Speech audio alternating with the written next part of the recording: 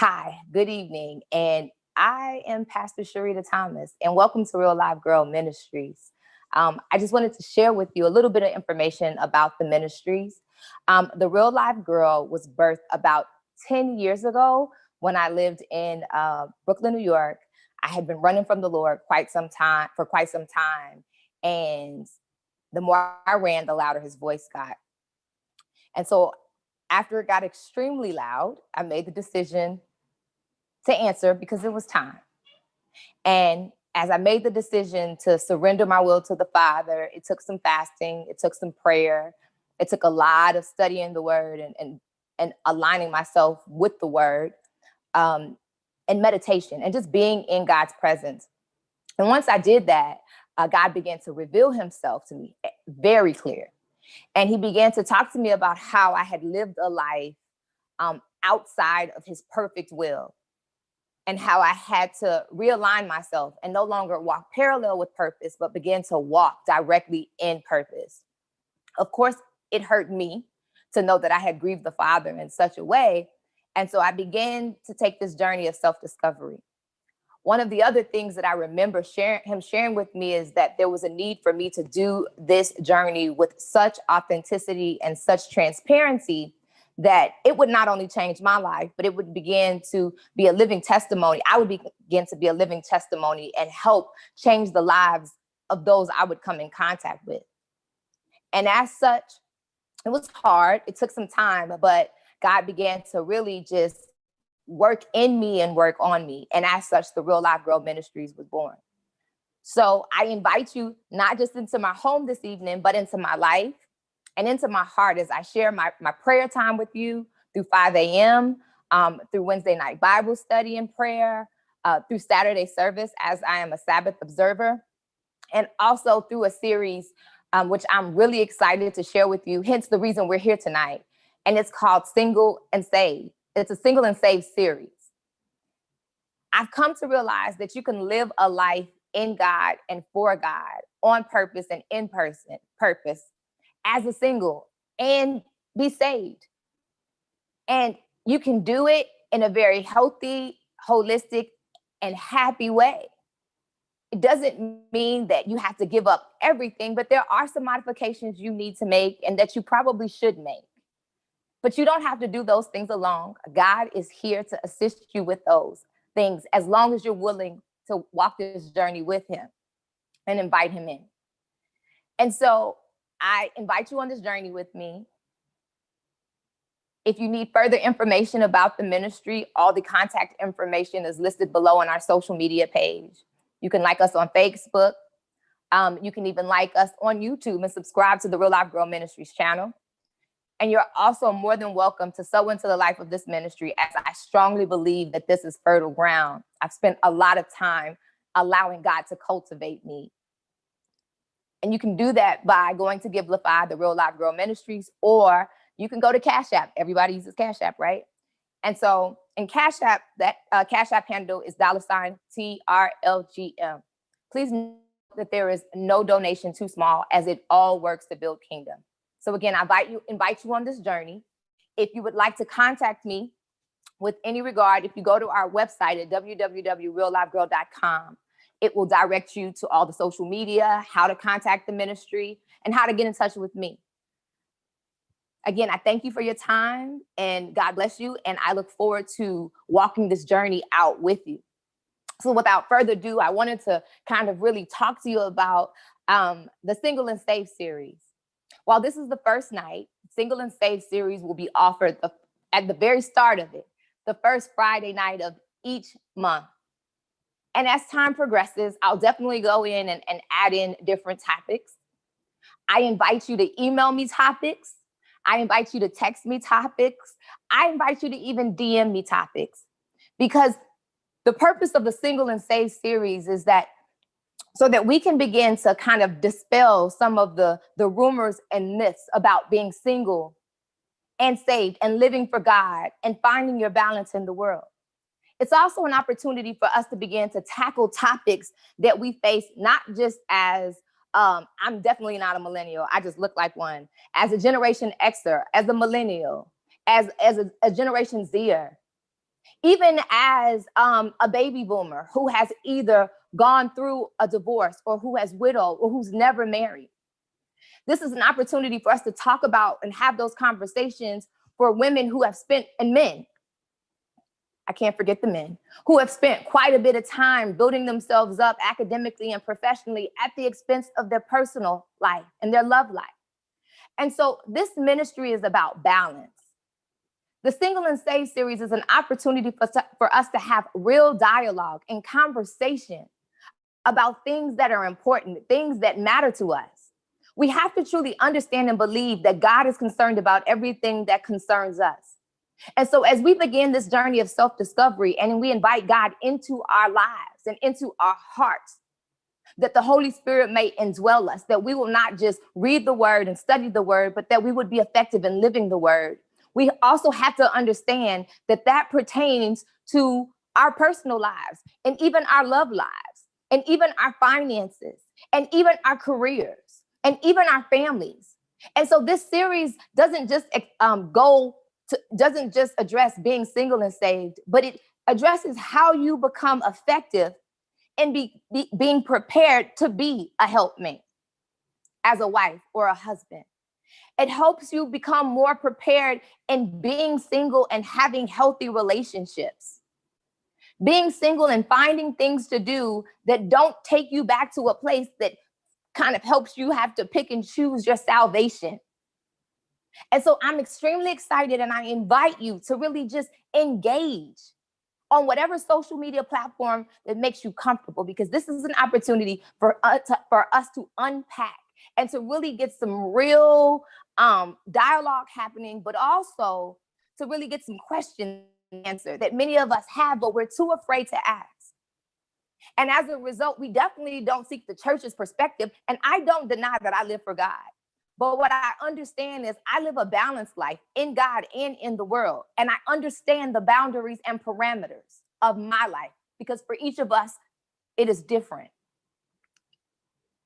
So today's topic of the Single and Saved series comes from a near and dear friend of mine, because essentially Valentine's Day is coming. It is essentially here. Because if you haven't made your plans already, chances are you don't have any, and you won't have any sustainable plans, because even in COVID, restaurants are booked, hotels are booked. Hopefully you're married if you're going to the hotel, or you're just going to relax and go to the spa. But even in that, most places that would allow people to congregate or have some level of occupancy, even in COVID, have already just kind of been booked. So this is not the time or the season to be upset about not having a relationship. This is not the time or the season to become depressed because you made the declaration last year that you were not going to be single this year. Or the prophet said to you, or thus saith the Lord, that you were going to be married this time next year, last year, and you by yourself. This is not the time to really shrink back and be frustrated or discouraged about the season in which you find yourself. This is really about an opportunity for you to be encouraged and begin to thrive in your single season and become effective in the preparation necessary, so that if the season is up on you, you don't miss it. And so again, my dear, sweet friend, sister, soror, gave me the topic, Shahara Camille Jackson, gave me the topic of single and saved, but looking to get snatched up. So I can't take credit for y'all. Because while we are single and saved, we do desire to be in a relationship. We desire to be desired by the love interest that we seek. We desire to be pursued. We desire to be loved. And there's nothing wrong with that. We were created to be in relationship. This is why we thrive in relationships, even the dysfunctional ones sometimes, which is why we crave relationships, which is why we hold on to relationships even when they don't serve us. So how do you become effective in this season in being single and saved, and in the hopes of being snatched up by this time next year by the person, of course, that God would have for you? How do you prepare yourself to be that person for someone else? How do you know what to prepare for? This goes beyond just dressing up the outer exterior. This is really about doing your internal work so that your insides and your outsides match. It's not enough that we fix our faces and we make sure our hair is done and that our nails look great and that we smell great to appeal to the five senses of a person. But it's more important that if we're going to get snatched up and not get thrown back, we are really intentional about who we are, what we're looking for in a mate, what we desire for ourselves, and the expectations that not only we're going to hold someone else to, but the ones that we're going to hold ourselves accountable to. So I would encourage you to really evaluate what being snatched up means to you. Does it mean you desire a relationship where somebody honors you and respects you? Or that you desire a relationship just so you have companionship? I understand that many people are in different seasons in their life at this very moment. And COVID has placed a tremendous amount of pressure on people psychologically, emotionally, and definitely spiritually. It is time to evaluate what it is that you want. If you want to be a helpmate, whether that be a wife or you want to be a husband, you have to prepare for marriage even now. Does that mean that your every thought needs to be about marriage? Absolutely not. What you have to begin to understand and process is marriage does not just happen. And a sustainable, healthy marriage takes work. And we spend so much time trying to catch the mate to get married and planning for the big day that we have done no preparation for what it is going to take to sustain that marriage once the dress and the cake and the guests are gone.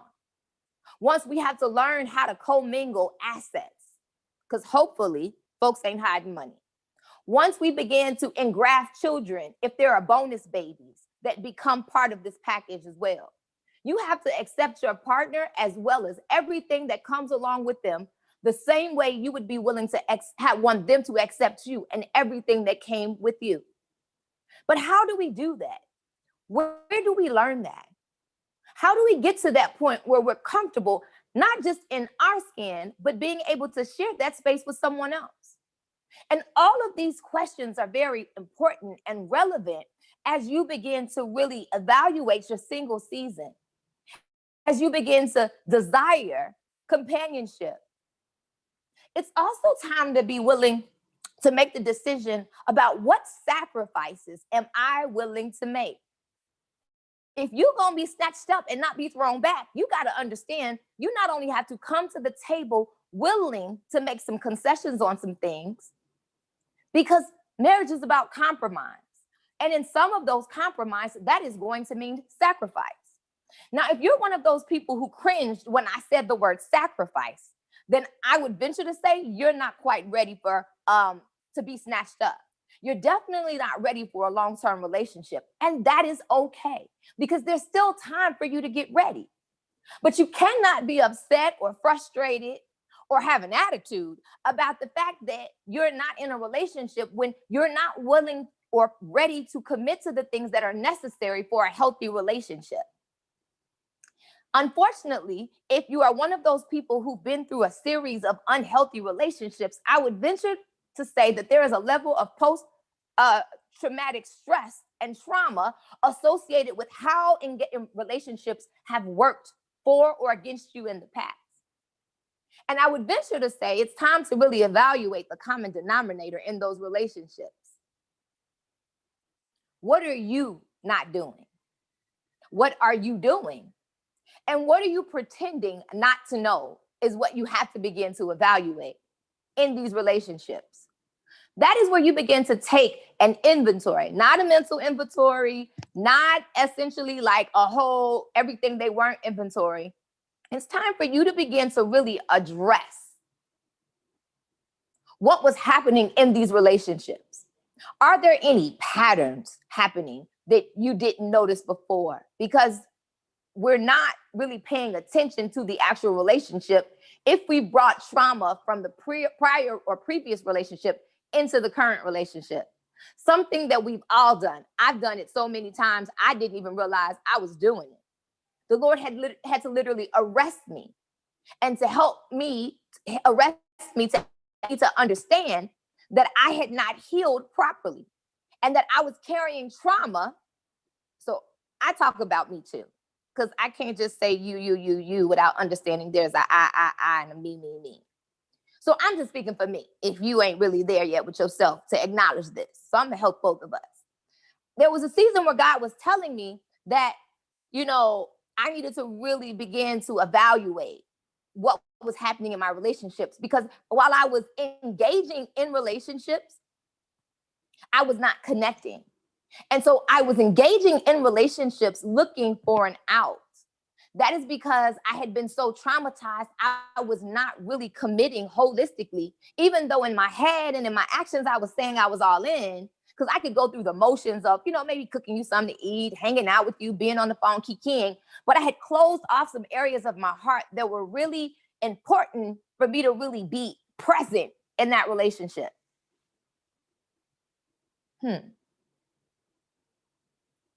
If we don't stop and take the time to really think about what we do and why we do what we do, we will continue to do it.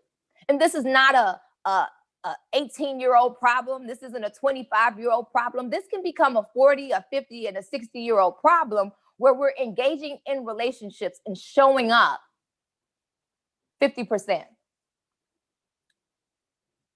If you're not doing the inventory right about now, if you haven't grabbed your paper or your pen, or you haven't really said that, wow, I've done that, it's time for you to take a self-assessment.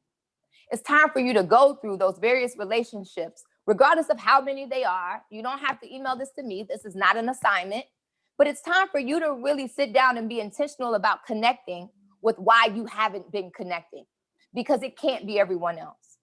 So the assignment is that you would go through all of your past relationships and you would literally inventory the pros of that person. Because if you dated someone, there was something about them that you liked. There was something about them that drew you in.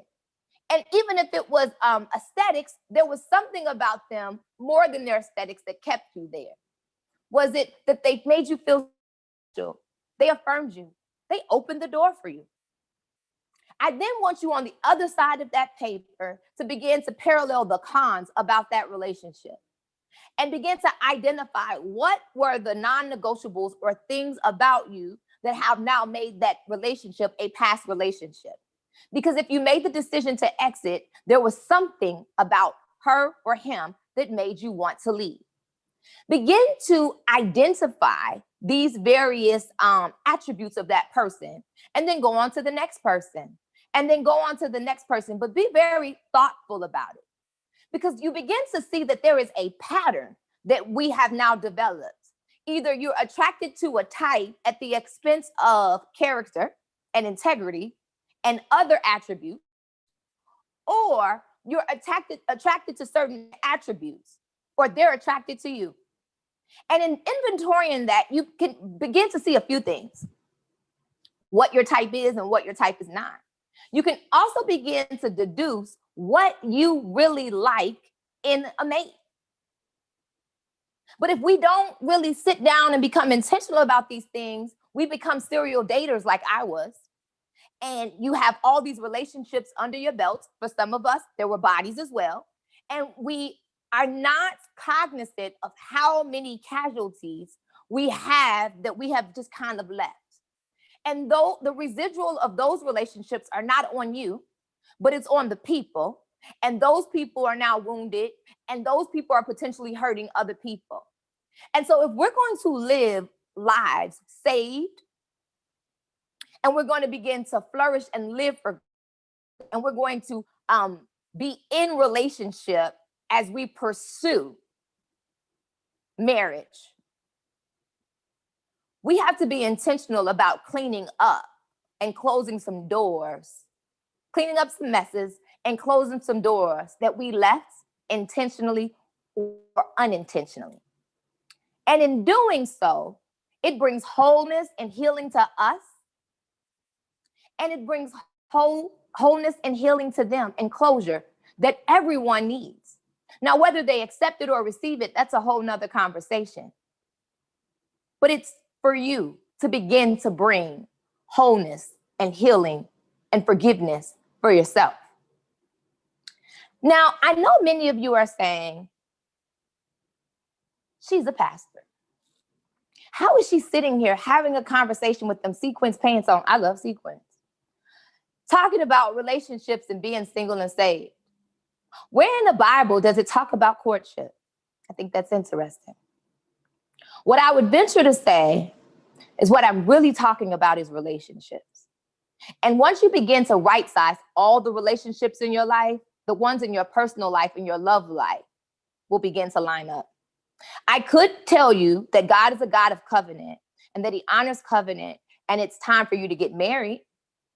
But if you're not ready to get married, then essentially there would be a whole lot of fallout and way more divorces than we really want to begin to experience right now. So what I want to encourage you to do is be intentional about how you engage in relationships with people. And as you surrender your will to the will of the Father, as I had to learn, how you begin to engage in relationships. You're not so quick to jump into a relationship just to be in one. You're also not quick to want to be in a relationship because you're okay with being by yourself. There were some seasons in my life where I just serial dated. And I didn't serial date because I pursued men. I serial dated because they pursued me. And I realized that I was a passive dater. I didn't know there was such a thing. I was so outgoing in other areas of my life. I just really never took the time to go after what I was interested in. And so when these relationships kind of went awry, because I really wasn't interested from the get-go, I got frustrated because it was almost like you wore me down and actively pursued me and did all these things to win my attention. And then when I gave it to you, it was like you didn't know what to do with it. You didn't prioritize me. That's because I didn't prioritize the relationships. And at a point, I had to realize it was not just about them. It was about me. And until I was willing to see me and allow God to show me me, I'm even more intentional. I was even more intentional about dating. Yes, there's a ring on my finger. It's my pastoral ring because I'm married to the Lord. And so I even had to learn how to walk through ministry as a 10-year journey, through a 10-year journey, living for God, loving God, serving God's people and leading God's people as a single woman. It's not easy. It's not the most difficult thing in the world, but it is possible. But it takes you really knowing what it is you want.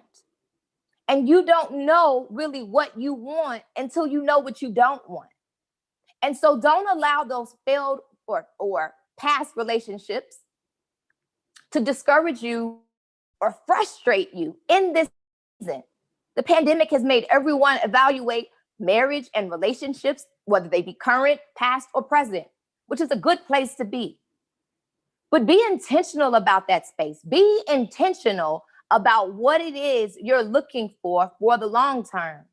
We don't have a whole lot of time to really waste on things that are not relevant. We don't have time to allow people to drain us of our space, of our time, of our energy, or our resources. So take this time, as wintertime is here in many parts of the world, well, many parts of the United States, and really say, what do I want? I want to be single. I want to be saved. I want to live for God, but I also want to be snatched up. And if you're afraid to do that or step out, okay, that means take some time and really be intentional about what you want so that you don't continue to get burned in the process, because then that will make you skittish about stepping out. Dating is not a horrible thing. It's how you conduct yourself while you're dating and you're getting to know people that God is concerned about. It's not that you're giving away your temple or your time to things or people that don't serve you. You have to understand that you are valuable, that you are loved, and that you are desired by the King.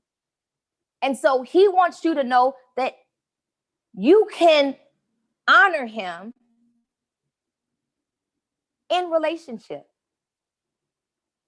You can be committed to him in relationship. You can serve him even in relationship.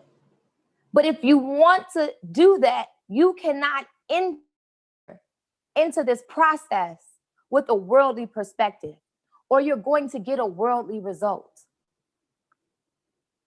God is saying in this season, seek me, and you will find that he will help you purge all of the dross, all of the unfruitful things in your life that are stopping you from being effective at dating.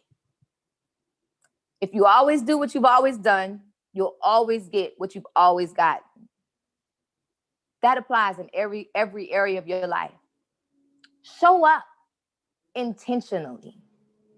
Do the list and allow it to be a guide.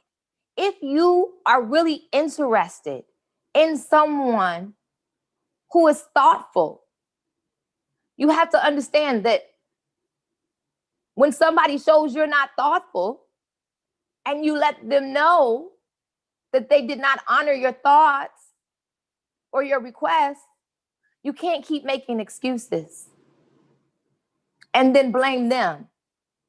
Be accountable to yourself. God is a God of accountability. And we assume we have to give up everything to live in God. He's saying be balanced. Know your boundaries. Know your worth. Know who and whose you are.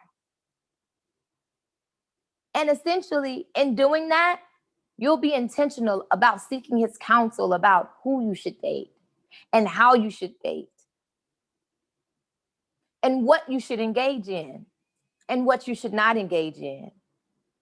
And as you do this, you're going to find that all of your relationships in your life are going to change, including the relationship you have with yourself. So if the objective over the next, let's be honest with ourselves, people, year is to be single, saved, and snatched up, it's time for you to make some changes. And they start with you. Allow yourself to walk through this process holistically. Be intentional about this process. Know what you want. Inventory what you want, what you need, and what you don't want. And hold yourself accountable to it and everyone you come in contact with, and allow God to be your guide. I can assure you, he won't disappoint you. He won't fail you. Be encouraged. If you'd like to send a topic, if you have a question, please do so by contacting the ministry at info@thereallifegirl.com.